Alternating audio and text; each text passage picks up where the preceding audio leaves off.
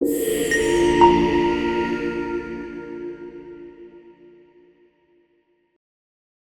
Friends, it's Abhay Rampal from Excel Settle Abroad. आज की video dedicated रहेगी फॉर न्यूजीलैंड स्टडी वीज़ा। कौन से फाइनेंशियल डॉक्यूमेंट्स रिक्वायर्ड है for New Zealand study visa. After that, क्या आपका स्पाउस आपके साथ कंपनी कर सकता है कि नहीं, whether you are going for New Zealand study visa. After that, जौन से ऑस्ट्रेलियन गवर्नमेंट में फेक फंड्स पकड़े हैं या फेक एकेडमिक्स पकड़े हैं, उससे न्यूजीलैंड गवर्नमेंट ने क्या सीखा है और कितनी स्ट्रिक्टनेस रहेगी आपके एकेडमिक्स एज वेल एज आपके फाइनेंशियल डॉक्यूमेंट्स पे। सो फर्स्ट ऑफ ऑल मैं क्लियर कर दूं, कोई भी स्टूडेंट अगर न्यूजीलैंड का स्टडी वीज़ा अप्लाई कर रहा है, उसकी fees AIP approval in principle आने के बाद ही जाती है। न्यूजीलैंड गवर्नमेंट आपकी फीस तभी एक्सेप्ट करती है जब आपका visa ministry of education New Zealand की तरफ से इशू कर दिया गया हो। Once you receive that, you can pay your tuition fees for a year. Basically जब आप अपनी फाइल लॉन्च करते हैं फॉर न्यूजीलैंड स्टडी वीज़ा, आपकी कॉलेज की ऑफर लेटर जाती है, आपके फाइनेंशियल्स जाते हैं एंड कॉलेज की तरफ से एक अथॉरिटी लेटर जाती है कि yes, this student is eligible for this course and eligible for diploma or a degree program. So first of all हम आते हैं न्यूजीलैंड स्टडी वीज़ा की फाइनेंशियल रिक्वायरमेंट्स पे।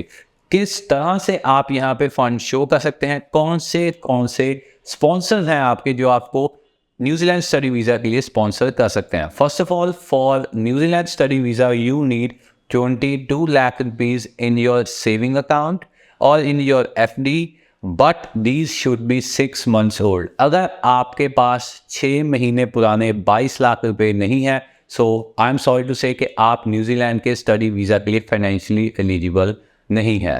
सो इसका सोल्यूशन है, अगर कोई भी स्टूडेंट लोन लेटर के साथ अप्लाई करता है, he is eligible for New Zealand study visa. अगर मैं बात करूँ स्पॉन्सर्स की, न्यूजीलैंड में आपको आपके पेरेंट्स, आपकी मॉम डैड, आपके सिबलिंग्स भी स्पॉन्सर कर सकते हैं। मेन थिंग इज दैट अगर आपका न्यूजीलैंड में कोई फर्स्ट कज़न, सेकंड कज़न है, अगर आपका कोई रिलेशन है न्यूजीलैंड में, तो वो भी आपको स्पॉन्सर कर सकते हैं। I will recommend, this is the best option after Australia. New Zealand कहीं ना कहीं काफ़ी स्ट्रिक्ट रहेगा फाइनेंशियल डॉक्यूमेंट्स के बारे में। अगर आपकी फाइनेंशियल डॉक्यूमेंट्स किसी न्यूजीलैंड बैंक के हैं तो काफ़ी बेटर रहेगी आपके, मेरे ओपिनियन में ये ऑप्शन। यहाँ पे भी काफ़ी हाई चेकिंग रहेगी ऑफ योर फाइनेंशियल डॉक्यूमेंट्स, चाहे आप सेविंग अकाउंट यूज़ कर रहे हैं या आप एक फिक्स्ड डिपॉजिट अकाउंट यूज़ कर रहे हैं। आपके फंड्स 6 months पुराने होने चाहिए, आपके सेविंग अकाउंट या आपकी फिक्स्ड डिपॉजिट 6 months ओल्ड होनी चाहिए। बैलेंस सर्टिफिकेट पे क्लियर कट मेंशन होना चाहिए कि ये फंड्स 6 months पुराने हैं और इनकी वैल्यू न्यूजीलैंड डॉलर में सो एंड सो है। सो अराउंड 22 lakhs के फंड आपको 6 months पुराने चाहिए रहेंगे। सो अगेन, ऑस्ट्रेलियन गवर्नमेंट की तरह न्यूजीलैंड में भी आपको बैंक मैनेजर की signed and stamp signature statements जाएंगी।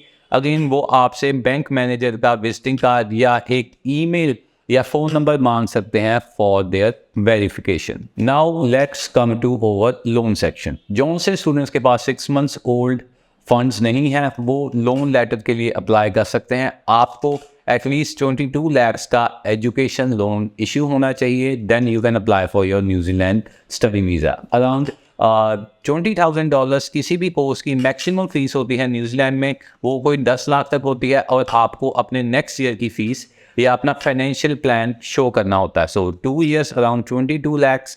अगर आपका कोर्स 1 साल का है तो आप नेक्स्ट ईयर की फ़ीस प्लान करके लोन लेटर में दिखा सकते हैं। जितनी भी आपकी फ़ीस है, जितनी भी आपकी इंडिया से ईयरली फ़ीस है, प्लस 1 more year, अगर मेरे को फुल कोर्स की फ़ीस आपके लोन लेटर में कवर होनी चाहिए। So again the best ways to show your financial is saving account, your FD account as well as your loan letter. अब कहीं ऐसे स्टूडेंट्स हैं जिनके पेरेंट्स का करंट अकाउंट भी है, in New Zealand you can apply with your current account but you need source of fund। आपको again सारी बिजनेस की ट्रांजैक्शन, क्या आप बिजनेस करते हैं, ITRs कितनी है, वो सब आपको शो करनी पड़ेंगी। Again it's not that tough, इतना मुश्किल नहीं है as compare to Australia, but आप जेन्युइन डॉक्यूमेंट्स के साथ ही अप्लाई कीजिए। अगर आपके फंड 6 months ओल्ड है you could go for New Zealand study visa. अगर आप न्यूजीलैंड अपने स्पाउस को साथ लेके जाना चाहते हैं सो +2 वालों के लिए ये ऑप्शन रहेगी, या जिन स्टूडेंट्स ने इंडिया में +2 की है न्यूजीलैंड जाके अंडर ग्रेजुएट डिप्लोमा में अप्लाई करना चाहते हैं, अपने स्पाउस को साथ लेके जाना चाहते हैं, तो आपका स्पाउस आपके साथ टूरिस्ट वीज़ा पे जा सकता है। अगेन उनके पास वर्किंग राइट्स नहीं रहेंगे, बट ये ऑप्शन काफ़ी अच्छी है as compare to Australia.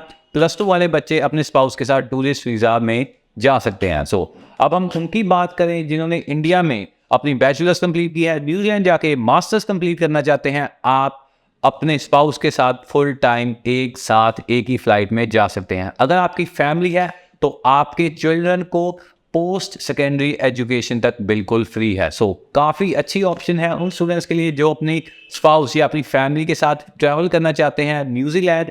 I would recommend Australia से ज़्यादा अच्छी ऑप्शन है अगर आप अपनी family as well as kids के साथ न्यूजीलैंड जाके सेटल होना चाहते हैं। सो अगर मैं बात करूँ स्पाउस की फाइनेंशियल रिक्वायरमेंट्स के बारे में, as it is a single person को 20 से 22 लाख रुपए दिखाने पड़ते हैं। अगर आपका स्पाउस आपके साथ जाना चाहते हैं तो आप उसमें $10,000 ऐड कर लीजिए।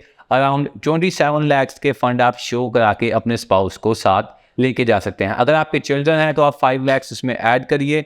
सो अराउंड 33 लाख में 3 जाने न्यूजीलैंड के फाइनेंशियल रिक्वायरमेंट कंप्लीट करके न्यूजीलैंड सेटल हो सकते हैं। New Zealand high commission is also demanding DigiLocker verified documents. अगर आपके फाइनेंशियल डॉक्यूमेंट्स, आपके academic documents DigiLocker verified नहीं हैं तो embassy as well as universities आपकी एप्लीकेशन रिजेक्ट कर सकती हैं। हमने काफ़ी स्टूडेंट्स की फाइल्स अप्लाई की है फॉर न्यूजीलैंड स्टडी वीज़ा। हमको colleges as well as university से डिजी लॉकर वेरिफिकेशन की रिक्वेस्ट बार बार आती रहती है।